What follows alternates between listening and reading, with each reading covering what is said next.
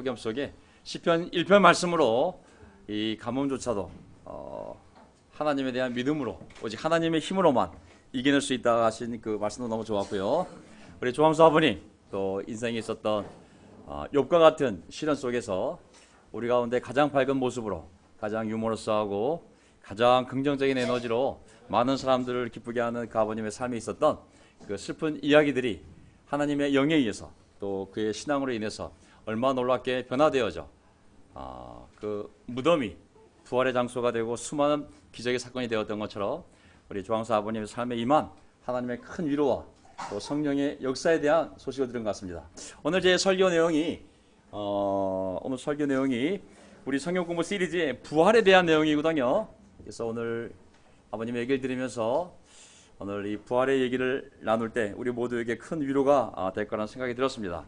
어쨌든 우리 아버님 그룹 인생에 벌어진 하나님 허락하신 그 많은 고난들을 뚫고 신앙으로 이 자리에 함께 하신 우리 부모님의 삶에 감사와 찬양을 드리면서 고맙습니다. 우리 뜨거운 박수로 감사의 말씀 전하겠습니다. 참 어려운 내용을 나눠주셔서 감사합니다. 자, 오늘 저의 설교 제목은 부활에 대한 내용인데요. 너희는 성경도 모르고 하나님의 능력도 모르니까 잘못 생각하는 것이 아니냐. 많은 사람들이 부활에 대해서 사람의 영혼이 죽으면 그냥 끝난다고 생각했던 사람들에 대해서 알려준 예수님의 도전입니다. 설교를 생각해보면 하나님의 말씀을 전하는 건데요. 어느 날 우리 어머님이 제 설교를 듣고 왜 너는 이렇게 웃으면서 편하게 설교하지? 왜 이렇게 힘들게 힘을 들여 설교하냐고. 근데 저는 제가 나누는 이 설교 내용을 보면 편안하게 웃으면서 설교할 수 있는 내용이 아니라는 생각이 들었어요. 특히 우리 교회는 오리처치였기 때문에 이 대한민국에 있는 모든 교회를 깨워야 할 책임을 진 교회로서 남들처럼 편하게 설교할 수 있는 마음이 없었어요.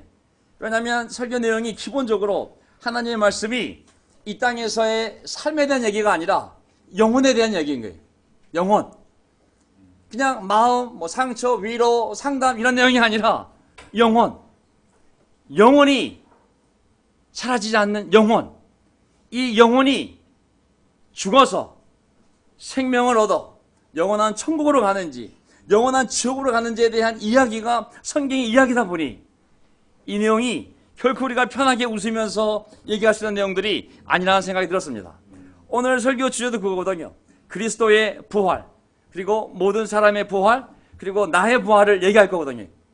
왜냐하면 이것은 이 땅에서의 이 몸에 대한 얘기가 아니라 무엇을 건강하게 먹고 어떻게 재미있게 살고 인생을 즐길까 이 얘기가 아니라 육신이 떠나도 정말 그것이 언제 떠날지 모르겠지만 이 영혼이 뭔가 분리가 되어서 그냥 끝나는 것이 아니라 몸은 흙으로 돌아가겠지만 우리 영혼은 다시 부활하여 반드시 하나님 앞에서 영원한 생명을 얻고 천국으로 갈지 아니면 그 영혼이 천국으로 들어갈 몸을 얻지 못하고 영원한 지옥에 던져질지 이것에 대하여 성경이 날마다 우리에게 말씀하시는 거기 때문에 오늘 저는 부활에 대해서 이 세 가지 요점으로 말씀을 나누고 싶습니다. 이 부활에 대한 확신이 없다면 조항수 아버님의 저 슬픔과 고통을 이겨낼 수 있는 힘이 절대 없었을 거예요. 오늘 요점 예수 그리스도가 부활하셨습니다. 아멘. 그리고 모든 사람이 부활할 것입니다. 모든 사람이 악인이든 선인이든. 세 번째 나도 부활할 것입니다. 이제 이 누구도 바꿀 수 없는 누구도 1mm도 옮길 수 없는 이 진리 앞에 우리가 어떻게 생각하고 살아야 할지를 한번 생각해 보고 싶은데요. 저는 오늘 설교를 준비하면서 어저께 너무 더웠어요. 집에서 설교를 준비해야 되는데 이거 진짜 더위를 먹다라는 말이 있잖아요. 제가 네이버 사진을 찾아봤어요. 더위 먹다. 어떻게 더위를 먹을 수 있을까? 이게 어디서 온 말일까? 여름철에 더위 때문에 몸에 이상 증세가 생기다라는 말이 바로 더위를 먹다 했어요. 내가 잘못하면 설교가 더위 먹으면 어떻게 될까? 너무 덥더라고요. 설교가 더위 때문에 이상 증세가 생기지 않겠습니까? 저도 적당히 설교를 준비할까 하는데 어저께 좀 돈 좀 들였습니다. 에어컨 틀고 제가 어저께 10시간 이상 에어컨을 틀고 제가 준비한 설교, 이 비싼 설교입니다. 그래서 오늘 원가가 좀 들어간 설교니까. 자, 기독교는 부활의 종교잖아요. 예. 하나님의 아들이 이 땅에 오셔서 육신의 몸으로 왔지만 그가 다시 죽은 뒤 사흘째 되는 날 다시 부활한 이 사건은 기독교 신앙의 뿌리인 거거든요. 그리스도의 부활이 없었다면 우리는 여전히 죄 문제를 해결하지 못하고 죄 가운데 죽었을 것이고 참으로 불쌍한 존재가 되었을 것입니다. 이 성경 말씀입니다. 그래서 오늘 제가 동영상을 하나 준비했습니다.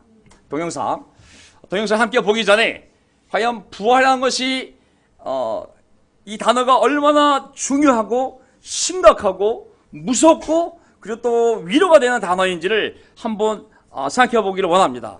부활이라는 것은 뭐냐면 하나님이 말씀하셨거든요.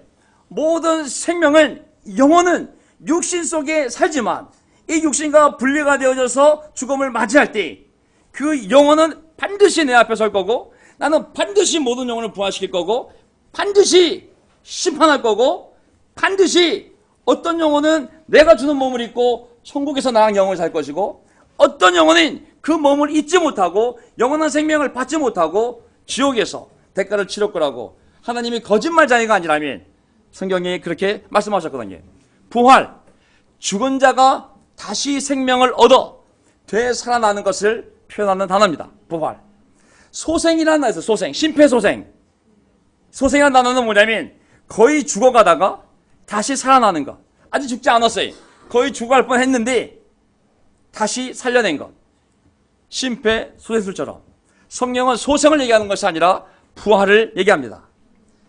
한번 부활하면 다시는 죽지 않는 영원한 부활을 성경은 얘기하고 있고 우리가 받을 때, 세례 받을 때 얻은 부활 생명은 바로 소생의 생명이 아니라 이 땅에서 좀 더 건강하고 재밌고 즐겁고 잘 살고 행복한 그러한 지상에서의 삶이 아니라 영원히 하나님과 함께 살 수 있는 그러한 부활 생명을 얘기하는 것이죠.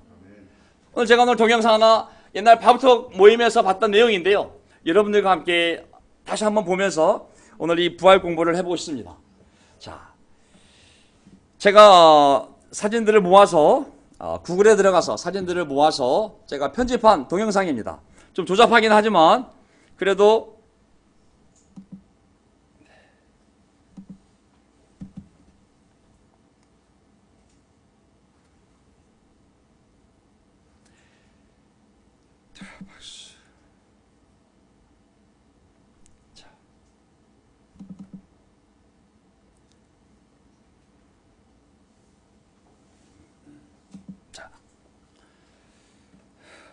처음에는 음악이 나오지 않지만 이제 가운데부터 음악이 나올 예정입니다. 자, 한번 보시죠.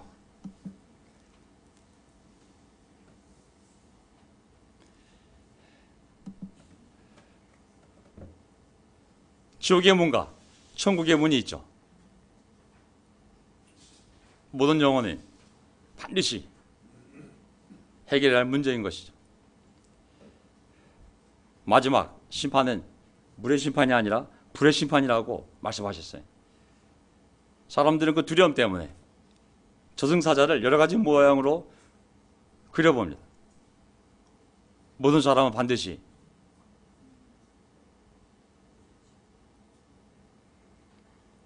지옥은 다른 곳이 아닙니다. 불타는 곳, 영원한 고통이 있는 곳이라고 성경에 묘사되어 있습니다. 오늘 지금 이 순간에도 많은 사람들이 지옥을 향하여 걸어가고 있습니다. 수많은 사람들이. 그리고 지금도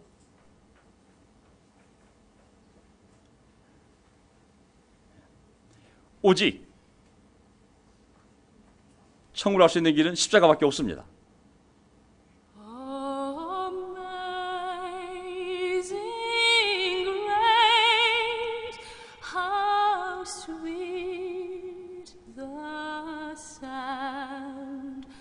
That saved a wretch like me. I was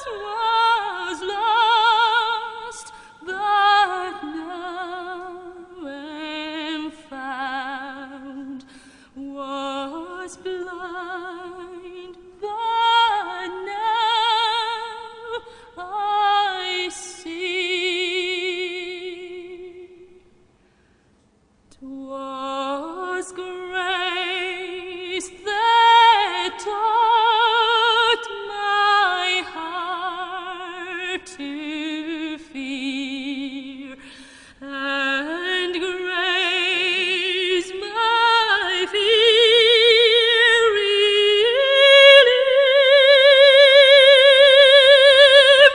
How precious did that grace appear. The 네, 이게 천국에서의 모습입니다. 자, 그래서 오늘 제 설교가 영혼의 부활과 영원한 생명이라는 주제다 보니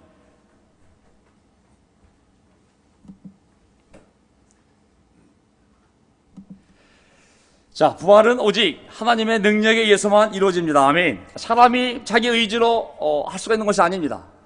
어떻게 그 부활이 이루어질까요? 먼저 하나님이 자신의 아들 예수 그리스도를 먼저 부활시키시고, 두 번째 그 부활하신 그리스도와 믿음으로 연합된 자를 다시 예수님이 하나님이 부활시킵니다. 그러기에 부활은 그리스도인들의 산 소망, 지상에서의 모든 소망은 어차피 없어질 물질, 어차피 없어질 몸에 대한 것이기 때문에 산 소망이 될 수가 없습니다. 오직 이 영혼이 죽지 않는 이 영혼이 영원한 생명을 얻어 하나님이 주는 영원한 생명을 살 수 있는 영원한 몸을 얻고 천국에서 사는 것, 그것만이 살아있는 리빙 호프라고 성경은 얘기하고 있는 것입니다. 자, 다시 한번 확신을 가져봅시다. 요한복음 5장 29절, 선한 일을 한 사람들은 부활하여 무엇을 얻고? 이 생명은 영원한 생명을 얘기하는 것입니다. 이 땅에서의 100살짜리 120살짜리 생명이 아니라 영원한 생명을 얻고, 악한 일한 사람들은 부활하여 생명을 얻습니까? 없어요. 심판을 받는다고 했습니다. 선한 일한 사람도 부활하고 악한 일한 사람들도 부활하여 반드시 하나님의 심판대 앞에 설 것이며, 반드시 예수 그리스도를 믿고 하나님의 은혜 가운데 산 사람들이 당연히 영원한 생명을 얻고 천국의 문으로, 하지만 그 복음을 거부하고 자기가 옳다고 믿는 철학대로 살면서 죄를 해결하지 못한 사람은 그대로 심판을 받고 지옥에 던져진다고 얘기하고 있습니다. 예수께서 마르다에게 말씀하셨습니다.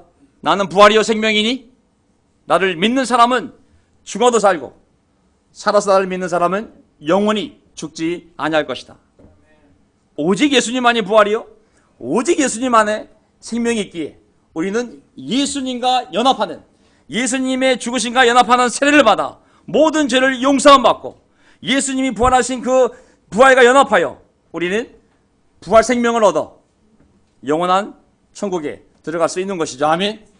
자, 세례 받으셨습니까? 그 세례는 바로 우리의 모든 죄를 용서함 받고 부활 생명을 얻어 천국에 들어갈 수 있는 그 부활의 세례였음을 우리는 기억합니다. 아멘. 자, 우리 마가복음 9장부터 시작해서 오늘 마가복음에 나와 있는 내용들을 보고 있는데요. 이제 예수님께서 그 부활에 대하여 하셨던 말씀들을 살펴보면서 부활의 의미를 다시 한번 생각해 보도록 하겠습니다.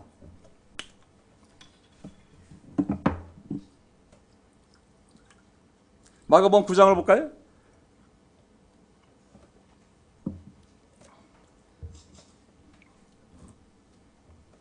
(31절) 그것은 예수께서 제자들을 가르치시며 인자가 사람들의 손에 넘어가고 사람들이 그를 죽이고 그가 죽임을 당하고 나서 사흘 후에 살아날 것이라고 그들에게 말씀하고 계셨기 때문이다. 그러나 제자들은 그 말씀을 깨닫지 못하였고 예수께 묻기조차 두려워하였다. 여기 보면 예수님이 수많은 기적과 가르침 속에서 무엇을 결국 말씀하셨냐면 자기가 반드시 죽임을 당할 거라고, 그리고 반드시 사흘째 되는 날, 죽은 날부터 사흘째 되는 날 반드시 부활할 것이라고 말씀을 해주셨습니다. 하지만 제자들은 그것을 깨달을 수가 없었어요. 깨닫지 못했을 뿐만 아니라 죽는다고요? 또 부활한다고요? 도대체 그 개념 자체를 잡을 수가 없었어요. 그들은 묻기조차 두려웠다고 했습니다. 왜 죽임을 당해야 했을까요? 그것은 모든 사람들의 죄를 용서받게 하기 위하여 죽임을 당해야만 했던 것이죠. 왜 부활했어야만 됐을까요?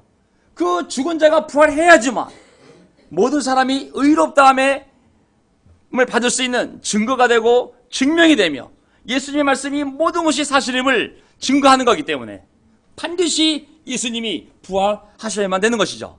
그래야 그 부활을 보고 아, 저렇게 우리도 똑같이 예수님이 몸을 입고 부활한 것처럼 우리도 똑같이 부활을 하는구나 라는 믿음의 바로 증거가 될 수 있기 때문이죠.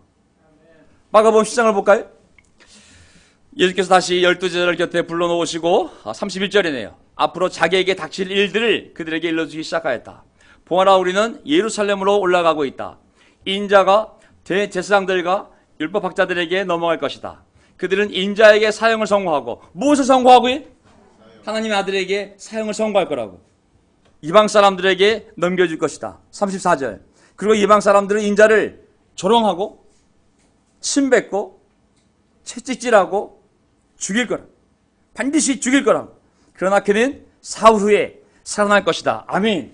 미리 예수님께서는 자기가 반드시 죽임을 당해야 되고 반드시 아버지에 의해서 죽은 자 가운데서 다시 살아남으로 말미암아 본인이 했던 모든 말들이 사실이며 반드시 하나님은 모든 사람을 부활시키고 반드시 그 증거로서 자신을 부활하게 하실 것을 아셨던 것이죠. 자, 죽음과 부활. 자, 부활을 모르면 삶의 모든 것이 다 틀어집니다. 우리가 살아있는 동안에 오늘 아버님이 말씀하셨어요. 모든 사람은 죽는다고. 이렇게 표현하면 될지 모르겠지만 사람이 태어나자마자 너무 비참한 것은 뭐냐면 사형 선고를 받고 태어나는 거예요. 모든 사람은 다 죽게 돼 있어요. 태어날 때 이미 사형 선고를 받고 태어나는 거예요. 감옥에 죄를 지은 사람만이 사형 선고를 받고 보게 하는 것이 아니라 모든 사람은 태어날 때부터 이미 죽음을 약속하죠. 더 두려운 것은 뭐냐면 그 죽음이 언제 올지 모른다는 거죠. 우리가 부활을 모르면 인간에게 있는 영혼과 그리고 이 영혼이 다시 부활한다는 사실을 모르면 이 땅에 살는 삶의 모든 것들이 다 틀어질 수밖에 없습니다. 인생의 전제, 인생의 기초가 잘못되면 인생을 세워가는 과정, 결론이 다 틀릴 수밖에 없는 것이죠. 자신의 부활을 생각지 못하고 인생을 설계하고 살아간다면 정말 심각한 오류의 삶에 빠지는 것이 돌이킬 수 없는 영원한 고통스러운 결과를 맞이할 수도 있고 정말 세상이 줄 수 없는 가장 영광스러운 놀라운 축복을 맞이할 수도 있는 것이죠. 부활, 정말 중요한 삶의 주제인 것입니다. 어떤 부활을 기대하고 계십니까?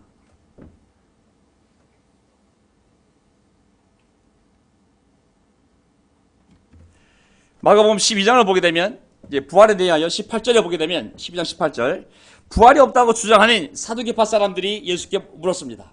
자, 사두개파는 누구냐면 제사장들 중심으로 한 유대교 종교 리더십이 물론 하나님을 믿었죠. 물론 하나님의 말씀을 믿었죠. 하지만 잘못 믿었기 때문에 그들은 사람이 죽으면 끝이야. 어떻게 사람이 부활할 수가 있어? 그냥 죽으면 끝이야 라고 믿는 사람들이었어요. 자, 구약시대에는 부활 개념이 그리 확실하게 나타나지 않지만 부분적으로나마 부활에 대한 믿음을 갖고 있었어요. 예수님 당시 유대인들도 부활에 대한 일반적인 생각, 사람이 죽으면 어떻게 다시 뭐 이렇게 살아나겠지? 막연한 생각은 있었지만 하나님의 아들이 이 땅에 와서 그분이 부활하시고 모든 사람이 그를 믿어 부활한다는 정확한 개념을 이해하지도 못했어요. 근데 그 중에 부활을 절대 부인했던 사두개파 사람들이 있었어요. 그들이 와서 예수님께 부활이 불가능함을 알려주려고 이런 질문을 하게 됩니다. 19절. 선생님, 모세가 우리에게 써주기를 어떤 사람의 형이 자식이 없이 아내만 남겨두고 죽으면 그 동생이 그 형수를 맞아들여서 그의 형에게 대를 이을 자식을 낳아야 준다고 하였습니다. 유대인 계대법 옛날 구약시대의 법이었습니다. 20절. 형제가 7 있었는데 몇 명이요? 이제 자, 야 형제 그러면 그게 사실이라면 자 우리가 그렇게 한다면 이 모세가 준 이 명령들을 우리가 그대로 한다면 부활이 있다고 했을 때 이게 얼마나 문제가 되는지 당신이 한번 답해 보시오. 우리가 모세 말씀대로 살고 만약에 부활이 있다면 이게 얼마나 우스운 일이 벌어지는지, 한번 부활이 얼마나 어리석은 일인지 한번 답해 보세요 라는 의미입니다. 자, 마지가 아내를 얻었는데 죽을 때 자식을 남기지 못하였습니다. 그래야 둘째가 그 형수를 맞아들였는데 그도 또한 자식을 남기지 못하고 죽고, 셋째도 그러하였습니다. 22절, 일곱이 모두 자식을 두지 못하였습니다. 맨 마지막으로 그 여자도 죽었습니다. 이 비유 자체도 우스운 거 아니겠어요? 안 믿으려면 별의 별별 이유를 다 되지 않습니까? 23절, 그들이 살아날 때, 부활할 때, 예수님 당신이 부활을 얘기하는데, 그렇다면 이 일곱 형제가 한 여자랑 다 결혼했어요. 하나님 말씀을 순종하려고. 자, 이제 일곱 명이 다 부활했을 때, 천국에 갔을 때 그 여자는 그들 가운데 누구의 아내가 되겠습니까? 일곱이 모두 그 여자를 아내로 맞아들였으니 말입니다. 이 질문을 예수님께 던진 거예요. 질문 같은 질문을 해야 되는데요. 24절, 예수께서 그들에게 말씀하셨다. 너희는 성경도 모르고 하나님의 능력도 모르니까 잘못 생각하는 것이 아니냐. 너희가 성경도 모르고 하나님의 능력도 몰랐을 때 큰 오류에 빠질 수밖에 없는 것이죠. 사람이 죽은 사람들 가운데서 살아날 때에는, 장가도 가지 않고 시집도 가지 않고 하늘에 있는 뭐와 같다? 하나님 주는 새로운 몸, 천사 같은 영광스러운 몸을 주는 거예요. 27절, 하나님은 죽은 사람들의 하나님이 아니라 살아있는 사람들의 하나님이시다. 너희는 생각을 크게 잘못하고 있다. 아멘. 우리가 성경을 알지 못하면, 하나님의 진리를 알지 못하면, 하나님의 능력을 알지 못하면, 부활을 모르면 인생을 크게 잘못 생각하고, 크게 잘못 설계하고, 크게 잘못 계획을 세우고, 엄청난, 자기 자신도 감당할 수 없는 엄청난 삶의 영원한 결과를 우리가 맞이할 수 있습니다. 그 결과는 그냥 집을 잘못 사가지고 손해봤네 이런 결과가 아닙니다. 직장을 잘못 들어가지고 월급을 떼었네 이런 결과가 아닙니다. 학과를 잘못 선택해가지고 내가 잘못 들어왔네 그런 결과가 아닙니다. 나머지 다 돌아오면 돼. 하지만 우리가 죽어서 영원한 생명이 아닌 영원한 지옥으로 우리가 가고 있다면 그것은 돌이킬 수 없는 엄청난 삶의 실수요, 잘못 생각한 거죠. 무서운 대가를 우리의 영혼이 치른다고 생각하면 우리가 살아있는 동안 하나님의 말씀을 통하여 우리의 삶을 올바로 설계하는 것이 얼마나 중요한지를 알 수가 있습니다. 믿으시면 아멘 하시겠습니까? 아멘. 다시 한번 하시고 아멘. 아멘. 다시 하시겠습니까? 아멘. 아멘 아끼지 마십시오. 다시 한번 해보시겠습니까? 아멘. 네. 아멘은 뭐냐면 동의하는, 그리고 그렇게 될 것이라는 거죠. 자, 세상에서의 부활의 의미를 보면 사람들은 이 부활의 의미를 어떻게 사용하냐면 패자 부활전, 이 땅에서 록그룹의 부활이라는 단체 밴드가 있어요. 그 다음에 기사를 봤더니 이 네이버에 다 나온, 내가 부활 쳤을 때 나온 단어들입니다. 보수 정당의 부활, 90% 세일의 부활, 수입차 탑5 안에 폭스바겐과 아우디의 부활. 사람들이 부활의 개념을 이 땅에서의 육체적이고 물질적 개념으로 다 바꿔놨어요. 사람 부활 얘기하면 영혼의 부활 이런 개념 많이 사라졌어요. 교회들이 심리학으로 가가지고, 심리학은 뭐예요? 상담은 뭐예요? 정신 분석을 기초로 한 이 땅에서의 삶을 도와주는, 나쁜 건 아니에요 사실은. 하지만 그런 개념을 가르칠 때 영원한 개념, 영혼의 개념, 영혼과 영혼성이라는 것을 빼버리는 거예요. 굉장히 무서운 실수를 잘못하고 있는 것이죠. 성경은 부활을 얘기하고 있어요. 우리 영혼의 부활을 얘기하고 있어요.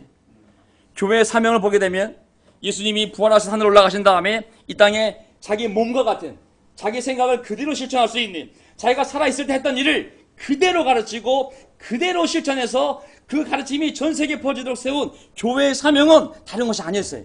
먼저 그 부활을 전할 리더를 뽑는 것이에요. 리더.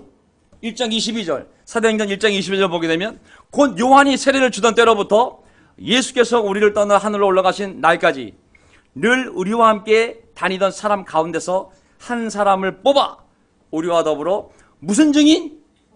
부활의 증인으로 삼아야 할 것입니다. 다른 증인이 아니에요. 뭘 증거해야 되는 거예요? 예수님이 부활했다는 것을 증거하기 위하여 한 사도를 더 뽑은 것 뿐이죠. 풀타임 뽑은 게 아니에요.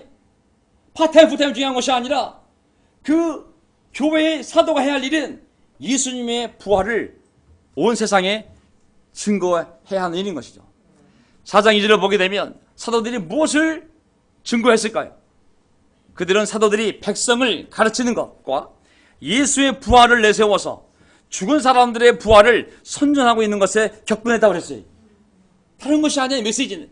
교회의 메시지는 예수 그리스도가 하나님 아들로서 이 땅에 오셨고 그가 모든 죄를 지고 주셨고 그가 부활하셨고 그렇기 때문에 우리 모두 예수님처럼 부활할 것이고 반드시 하나님 앞에 설 것이라. 이제 영원한 생명이 하나님의 은혜로 우리에게 주어졌으니 그 소식을 듣고 회개하고 세례받아 부활 생명을 얻으라는 것이 바로 교회의 설교 메시지였던 것이죠. 4장 33절 사도행전 사도들은 큰 능력으로 주 예수의 부활을 증언하였고 사람들은 모두 큰 은혜를 받았다. 그들이 기적을 베풀었던 능력은 목적이 하나였어요. 예수의 부활이 사실임을 그들의 메시지를 믿으라고 하나님이 그들에게 기적의 능력을 주었음을 알 수가 있습니다. 명동교회 왜 세웠을까요? 하나밖에 없어요. 명동교회 밥 주는 교회입니다. 아멘. 그거 전하라고 생각해요. 명동교회는 산을 너무 사랑스럽고 뭐 너무 즐겁고 재미있고 뭐 번개팅도 많이 가고 뭐 스포츠 활동도 많이 하고 재미있고 뭐 아멘. 틀린 말 아닙니다. 하지만 그게 우리의 메시지가 아닌 것이죠. 부활을 전하라. 사도행전 17장 18절 그것은 바울이 예수를 전하고 부활을 전하기 때문이었다. 왜 들고 일었을까요? 왜 마귀가 유대인들 통하여 들고 일어나서 사도 바울이 맞아 죽길 정도까지 그를 받게 했을까요?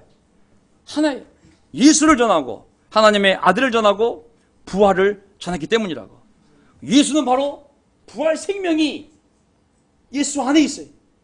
누구도 예수를 믿고 그 하나님 아들 예수 그리스도를 믿고 세례를 받아 그와 연합하지 않으면 그 안에 있는 부활 생명을 영원한 생명을 받을 수 없거든요. 예수와 부활은 나눠질 수가 없는 것이죠. 24장 15절 사도행전 24장 15절 사도 바울이 자기가 붙잡혀서 자기 신앙을 간증할 때 내가 왜 이런 고난을 당하고 있는지 뭐라고 말씀합니까?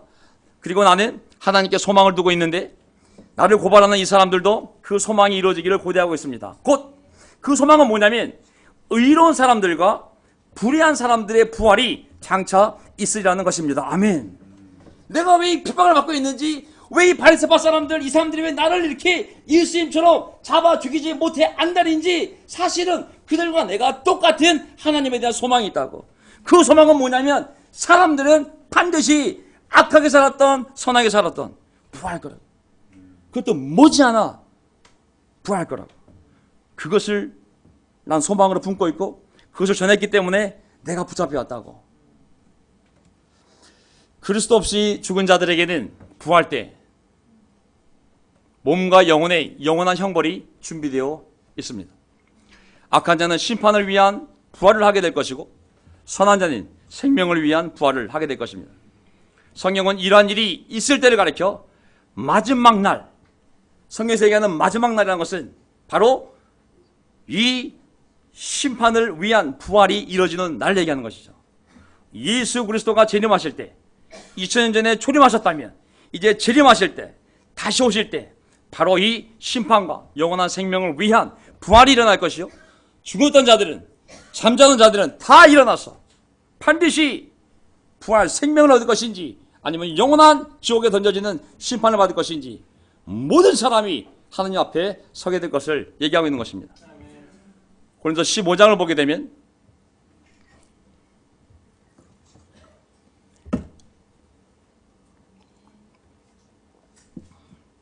그리스도께서 죽은 사람 가운데서 살아나셨다고 우리가 전파하는데 어찌하여 여러분 가운데 더러는 죽은 사람의 부활이 없다고 말합니까?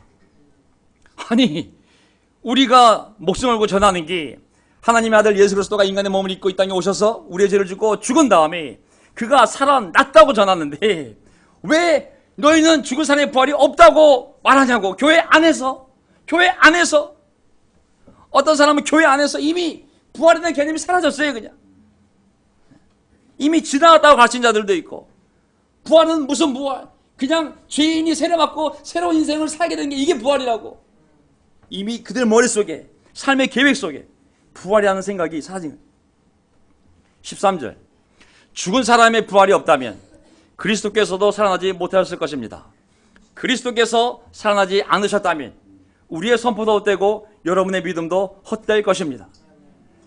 가장 거짓말쟁이들이 교회가 되는 거예요. 왜? 교회는 부활을 전하는 곳인데 지난 2000년 동안 그 수백억, 수십억의 인구가 그리스도를 믿고 죽임을 당하고 그 엄청난 선교를 했는데 전부 다 헛짓거리요, 다 거짓말쟁이들이요, 정신 나간 미추광이들이 되는 것이죠. 15절. 우리는 또 하나님을 거짓되이 증명하는 자로 판명될 것입니다. 그것은 죽은 사람이 살아나는 일이 정말로 없다면, 죽은 사람이 살아나는 일이 정말로 없다면 하나님께서 그리스도를 살리지 아니하셨을 터인데도 하나님께서 그리스도를 살리셨다고 하나님에 대하여 우리가 증언했기 때문입니다. 16절. 죽은 사람들이 살아나는 일이 없다면 그리스도께서 살아나신 일도 없었을 것입니다. 그리스도께서 살아나지 않으셨다면 여러분의 믿음은 헛된 것이 되고 여러분은 아직도 죄 문제가 해결되지 않았기 때문에 그냥 죽은 것뿐이, 어떤 미치광이 나타나가지고 나 하나님의 아들이야 하고 그냥 죽은 것뿐이, 부활이 없었다면 그의 말이 사실인지 그의 약속대로 그가 우리의 모든 죄를 지고 죽을 수 있는 자격이 있었는지 알 길이 없는 거예요. 그가 부활했기 때문에 우리는 확신할 수 있는 거예요. 부활은 하나님의 기적이요, 참으로 그 십자가는 내 대신 하나님의 아들이 달려 죽은 십자가요, 내 세례가, 그와 연합된 세례가 참된 세례임을, 그의 부활이 없었다면 아무런 증거가 없는 것이죠. 18절. 그리고 그리스도 안에서 잠든 사람들도 멸망했을 것입니다. 그리스도 안에서 우리가 바라는 것이 이 세상에만 해당되는 것이라면 우리는 모든 사람 가운데서 가장 불쌍한 사람일 것입니다. 아멘. 맞는 말 아니겠습니까? 가장 불쌍한 사람. 20절. 그러나 이제 그리스도께서는 죽은 사람들 가운데서 살아나셔서 잠든 사람들의 첫 열매가 되셨습니다. 한 사람으로 말미암아 죽음이 들어왔으니 아담 한 사람으로 말미암아 죽음이 들어왔으니 또한 한 사람으로 말미암아 죽은 사람의 부활도 옵니다. 22절. 아담 안에서 모든 사람이 죽는 것과 같이 그리스도 안에서 모든 사람이 살아나게 될 것입니다. 아멘. 이때 살아나면 영원한 생명을 갖고 살아나는 걸 얘기하는 것이죠. 누구 안에서? 우리가 세례받을 때 예수 그리스도의 이름으로 할 때 의로가 뭐예요? 의로. 예수 그리스도의 이름 안으로. 그 헬라어 단어 의미가 그 인격 안으로, 그분 안으로 들어가는 것이 바로 예수 그리스도의 이름으로 아버지와 아들과 성령의 이름 의로가 뭐냐면 그 안으로 들어가는 게.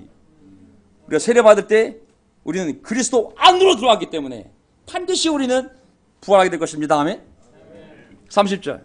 만약에 그 부활이 없다면 우리는 무엇 때문에 시시각각으로 위험을 무릅쓰고 있습니까? 만약에 부활이 없다면 왜 그 부활의 복음을 전하기 위하여 교회를 세우고 선교사를 보내고 이 많은 헌금을 하고 우리가 모여서 무슨 짓을 하고 있는 거예요?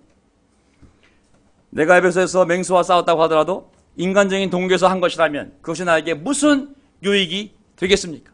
아니 부활이 없다면 내가 왜 목숨 걸고 로마에 와서 로마 황제한테 맞서가지고 불타며 죽어가며 왜 그 수많은 사람들이 그 복음을 전하고 있냐는 것이죠. 내가 바보냐? 만일 죽은 사람이 살아나지 못한다면 내일이면 죽을 터이니 먹고 머시할 것입니다. 내가 바보가 아닌 이상 부활이 없는데 내가 인생을 왜 이렇게 힘들게 교회 다니면서 복음을 전하면서 이 고통을 당하며 고난을 당하며 박해를 당하며 전해다니. 나도 인생 즐길 수 있어. 나도 돈이 있어. 부활이 없다면 내일 죽으면 끝인데 나도 먹고 마실 수 있는 위장이 있고 소화시킬 수 있는 장들이 있어. 나도 내 인생 얼마든지 즐길 수 있어. 부활이 없다면.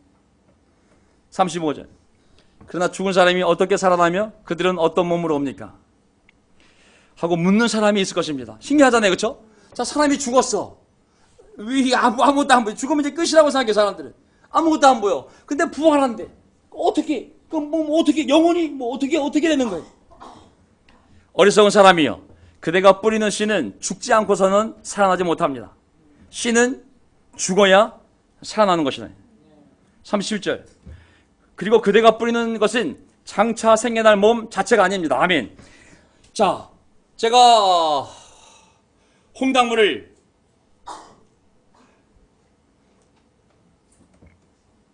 우리가 씨를 뿌릴 때 사과를 통째로 심어요? 씨를 심잖아요, 그렇죠? 우리가 홍당무를 키우려고 할 때 홍당무를 통째로 심지 않잖아요, 그렇죠? 조그만 부분을 심을 때 그게 자라 몸이 생기는 거잖아요. 우리가 뿌리는 것은 장차 생겨날 몸 자체가 아닙니다. 밀이든지 그 밖에 어떤 곡식이든지 다만 씨앗을 뿌리는 것입니다. 그러나 하나님께서는 원하시는 대로 그 씨앗에 몸을 주시고 그 하나하나의 씨앗에 각기 고유한 몸을 주십니다. 맞는 말 아니겠습니까? 사과씨를 심으면 사과의 몸을 주시고 배씨를 심으면 배의 몸을 주시고 감씨를 심으면 감의 몸을 주지 않습니까? 모든 살이 똑같은 살은 아닙니다. 당연히 저 같은 근육살이 있는 거 하면 그냥 물렁물렁한 상의 살도 있고 당연히 똑같은 살은 아니죠. 사람의 살도 있고 짐승의 살도 있습니다. 새의 살도 있고 물고기 살도 있습니다.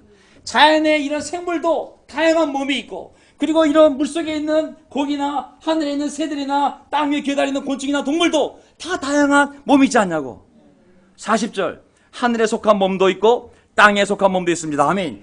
우리 몸을 갖고 있는 건 어디에 속한 몸이에요? 이건 지상령이에요. 지상령. 이건 땅에 속한 몸이에요. 땅에 속한 몸. 하지만 하늘에 속한 몸들의 영광과 땅에 속한 몸들의 영광이 저마다 다릅니다. 아멘. 저는 이 육신을 절대 무시하면 안 돼. 이거 정말 값으로 따질 수 없는 엄청난 정교한 하나님의 피조물 아니겠습니까? 여기에 우리 영혼이 들어와 있어요.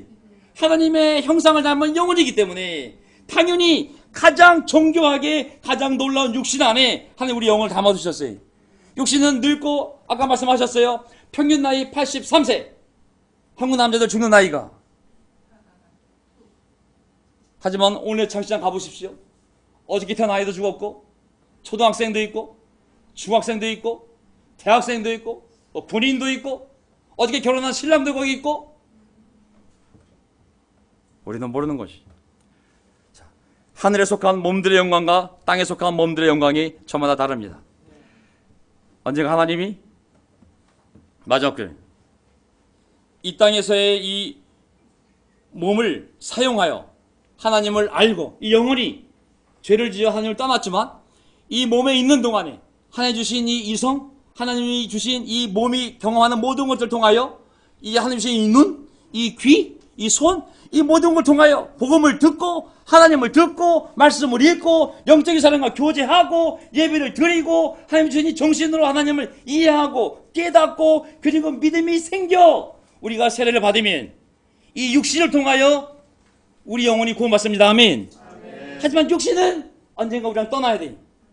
흙으로 돌아가면 이 육신은 우리 영혼과 분리가 되지 않겠습니까? 하지만 이 영혼은 구원을 받았기 때문에 이 지상용 몸, 비록 하나님이 주신 영광이 있는 몸이지만 이 몸은 지상용 용이기 때문에 장례식 때 빠이빠이 하면 우리가 잠깐 잠들었을 때 하나님 다시 우리를 깨우시고 내가 약속한 영원한 생명, 내가 세례 받을 때 너의 죄를 용서해주고 그리고 너에게 영원한 생명을 줬다가 그 약속이 성취돼서 우리는 그 영원한 생명을 갖고 하나님이 주는 하늘에 속한 영광스러운 몸을 입고 천국으로 들어간 점이 있습니다. 아멘. 자, 이제 이게 제 마지막 성경 구절입니다. 오늘 강춘 아버님이 우리 희정 딸 얘기를 했어요. 정말 놀랍지 않습니까? 누구보다도 부모와 함께 신앙생활을 했고, 네? 제가 누구라 그랬어요? 조심하세요. 네. 자, 조항사 아버님, 우리 희정이 놀라운 신앙 아니겠습니까? 죽음 앞에서 대단하지 않습니까?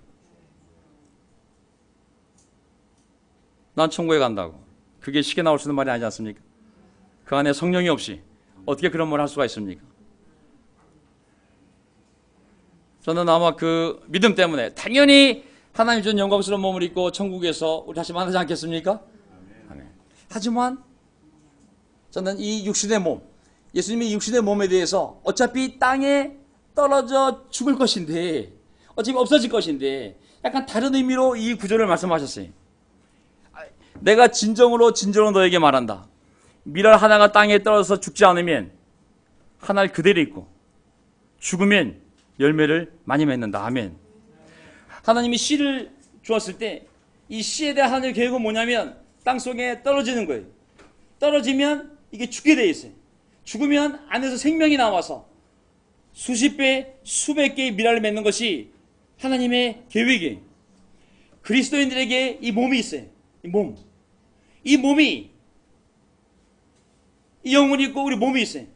근데 이 몸이 그냥 자연적인 죽음이 아니라 복음을 위해서, 하나님의 나라를 위해서, 예수 그리스도의 진리를 위하여, 예수를 위하여, 천국을 위하여, 사람들을 인도하기 위하여 희생적인 삶으로 죽으면 많은 열매를 맺나니. 저는 이 구절이 제 마음에 가장 큰 자극이 되었어요. 설교를 준비하면서. 왜 이 교회에 왔을까? 제가 세례받았을 때 어떠한 꿈과 각오로 세례받았을까?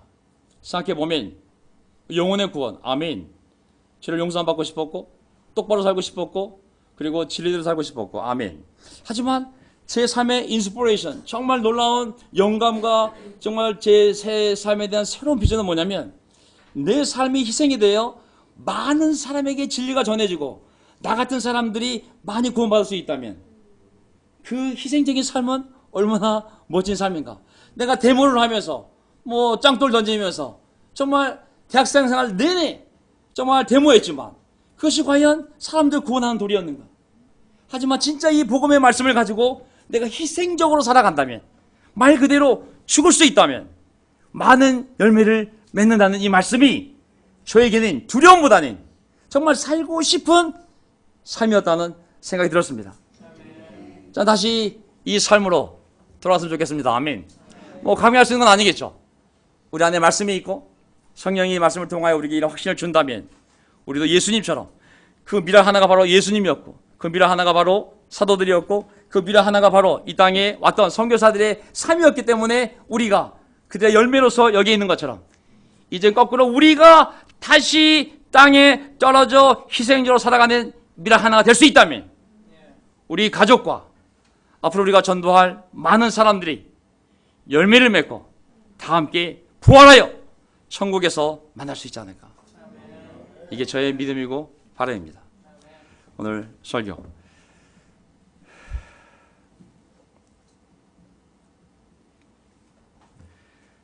혹시 오늘 처음 이 교회를 오셨거나 아직 하나님을 알지 못하고 성경을 잘 모르고 아직 성경을 공부하지 못해서 예수를 잘 모르고 그리고 세례받지 못한 분이 계시다면 저는 강력하게 권해드리고 싶어요. 용기를 내서 다시 자기의 삶을 하나님의 말씀을 가지고 설계하는 시간을 갖기를 간절히 바랍니다. 아멘. 형제자매 여러분, 우리가 영원한 생명, 부활 생명을 가진 자라면, 처음으로 우리가 부활의 생명을 갖고 천국의 소망을 둔 자라면 우리가 그 소망을 가지고 더 당당하게 땅에 떨어진 하나의 미랄처럼 살아갈 때 하나님 우리를 통하여 많은 영혼을 하나님께 데려올 줄 믿습니다. 그 믿음을 가지고 설교를 마치겠습니다. 아멘.